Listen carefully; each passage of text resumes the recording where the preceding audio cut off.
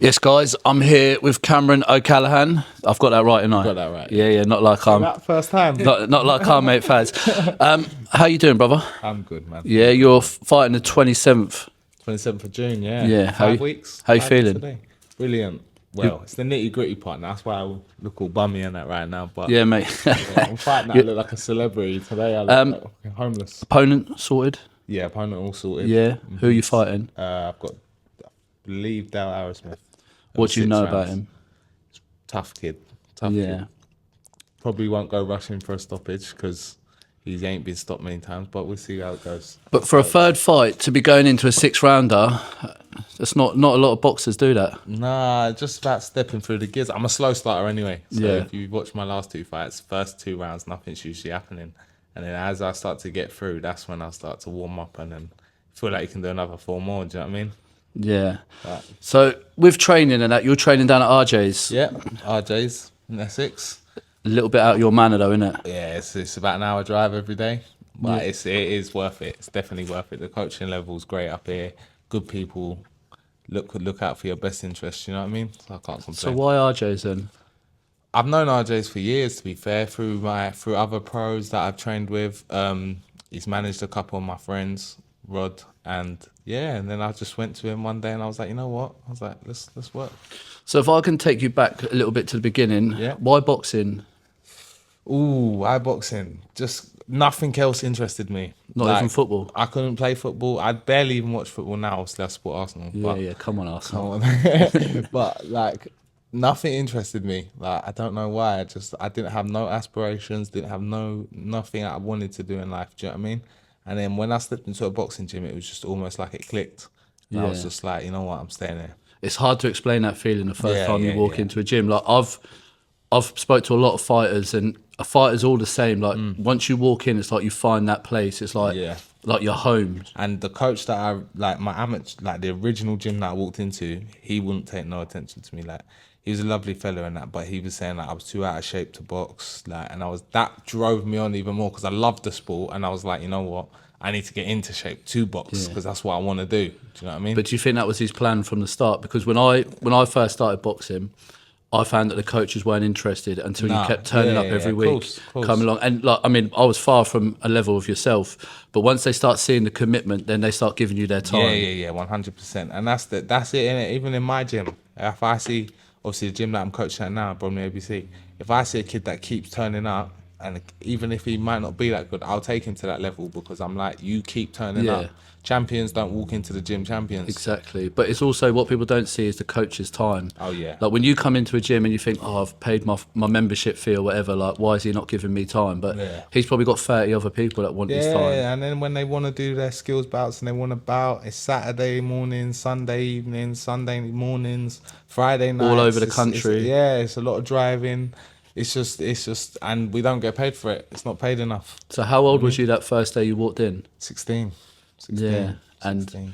before then, did you turn amateur after that, did you? I boxed in the unlicensed after about 2 years of What was training. that? Tell me about that, because that's a strange world, isn't it? The unlicensed world. It's mad, it's mad, but it was fun. I'm not gonna lie. Yeah, see, I've boxed unlicensed and it's nuts. Like it's so, fun. But yeah. But so you've then turned amateur. What made you turn amateur? Was you? I'm serious now. I want this life.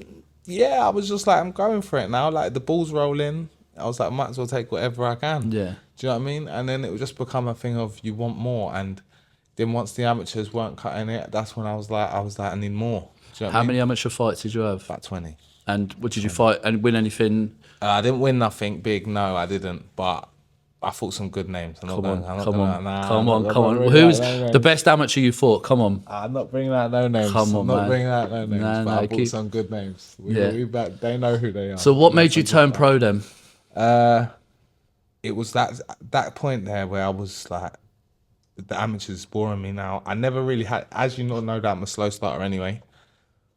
The amateurs never really suited me. Like 'cause Yeah. by the second round, I'm losing by 2 rounds and I'm chasing it through the Yeah. second. Do you know what I mean? So it was like in them tough fights, it was like, oh, but it was like the discipline was slacking. I was like, you know what? I either chase it 100% or I just cut it off. Yes. Do you know what I mean? Why do you think the discipline was slacking then in the amateurs? Because it was just like, I don't know, I couldn't even explain to you. I was still quite young at the time, so I'd say probably maturity. And I don't know, really. Like, it was just one of them things. It was repetitive. It was like, was fighting every other week. And I was just like, you know what? I want to see bigger. I want to see money. Yeah. I want to see everything. I want to see You want that paper. that stability. Do you know what I mean? Yeah, paper. Riyadh season kicked in and he Riyadh was like, I want a season. little piece of Riyadh that. season. Yeah. Turkey. Turkey, Come on, he's man. available I'm waiting. anytime you I'm want. waiting. So you've turned pro. What was the first thing you noticed the difference in pro? Like, let's start with the training, like from being an amateur Training. to turning pro. Injuries. Yeah. Injuries, mate. Like, everything. Like, you're putting your body through so much over camps and stuff. And it's like, rah. It's like, if you don't rest and you don't do the right things right, you will ruin it for yourself. Then you can't blame anyone. Do you know what I mean? But even that word you use there, camp, like, Yeah. when you're an amateur, there isn't a camp. It's No, life. Like, you you're train 3 times, 4 times a week, yeah, couple runs a every week. day. Like, you're expected to, because you're any time you're going to get that call, like, oh, you know, we've got a show here, got a show there. You've Yeah. always got to be available. That's where the discipline slacked, I think, because like I was enjoying the times out with my friends and stuff, like, and then my coach would call me and be like, "You want to fight next week?" And I'd be like, "Go on then." Do you know what I Yeah. mean? Like, I was never gonna back away from a fight, like, Yeah. but it was one of them things. But you're not going in 100%. Nah, but you're not. When you could have been sticking to it 100%. Like, I do enjoy a week off after camps and stuff, but I try and stay in the gym because otherwise it's too hard to come back to. You know what I mean? And then how did you find going from the 2 to the 3s in training, I love sparring? it. I love it because I'm a slow starter anyway. Yeah. So like when I have that slow start, especially some days where you're having an off day and you can't get into your groove, it's like you've still got that time to get into your groove rather than having to now rush it and do silly things to try and catch up with the fights or 100%. spars, whatever you're doing. And then your first pro fight, tell me what that was like from start, you know, turning up to the arena, going all the way through to walking out to the ring. Butterflies, feeling sick. I even questioned myself if I could box. Yeah. I got to the changing room. I was like, well, just before I was about to ring walk, I was like, I don't think I can do this. And then Yeah. my coach at the time, Chazza, he was like to me, "It's all nerves, mate, and it's all part of it." And I was like, "Yeah, I know, but I really don't think I can do this." He was like, No. He was like, "You'll be all right once you get out there." And I was like, "Yeah, no, I'll be all right." Had you experienced them nerves ever before? Do you know what? I had a bit of a layoff, so when I turned pro, it was probably about 6 to 8 months before I actually boxed. So it was like, oh, that big layoff, and I was thinking, have I still even got it like that? And everyone's there, and I've done quite a few tickets, and my people always make sure that they're known there in the room. Do you know what I mean? So it was like, can I really do this? But it all come back to me. It's like riding a bike, isn't it? And then you, like, as I say, that music kicks in and you're about to walk out. Yeah, This yeah. isn't the amateurs anymore now. Like, Nah, that's there's, it. there's some drunk ass people out in there shouting some madness, like, hit him, like, hit him. That's like the unlicensed anyway, so it's not too bad. It's not too much different from the unlicensed. You know what I mean? Yeah, but tell me that ring walk then. What did that feel like? Surreal, mate. It was legs was jelly, but then obviously I do little mix-ups, little edits. A good friend of mine, Local Legends, he does like all the studio musics and stuff. Yeah. So he does a lot of remixes for us. And then it was like once that song kicked in that I wanted, it was like, yeah, that's me. Yeah. And I was just ready to go. So we're going to have someone MCing you out soon? Nah, probably not. Nah, I'm not that confident for that yet. Yeah. Well, not you MCing out. That'd be... I know, but I feel like that's such a like, I'm here. Do you know what I mean? Like, I make sure I'm known there, but like, if you got someone rapping bringing you out, you got to make sure. Do you know what I mean? I don't know how to explain it, but I hear that, man. That's a lot, innit? That's a yeah, bit of a it's statement, like, innit? that's pressure. Like, that's like, Yeah. now I've got a big time rapper walking me. I got to make sure I perform for that big time. You can't get rapper, do you know what I slumped mean? after that. Yeah, innit? that's People it. can't be talking about the best performance was being him brought in, Yeah, that's it. wrapped in and carried out. Ain't the way, is back it? in and out in the stretcher. But so let's talk a little bit about you personally. Like, as chatting to you earlier, found out our families are pretty much from the same part of Ireland. Yeah. Tell me crazy. what that means to you, Ireland, and Oh, mate, it's such a lovely place, you know. When you go back there, the love out there, everyone's so nice out there. I've even got people flying in from Ireland to watch this fight, and it's just like, they barely know me. Yeah. They know my mum very well, but they barely know me as a person. But because they support the movement and they know we're from that hometown, they'll come. yeah, once one of us go to war, we all go to Yeah, war. like, that's it. And then the plan is, who knows, maybe one day a big night in Ireland. Mate, Who that'd be knows? the one, That'd innit? be it, Come yeah. on. That'd be Croke the dream. Park. That's it. Yeah. Have you heard Faz's Irish accent? Nah, I ain't. You know. Come on. Bring that one Come out. on, let's see. He says that to me, and then on the way here, he said it. He goes, you know, they don't actually say that in Ireland. Nah, they don't. I was like, nah, I know.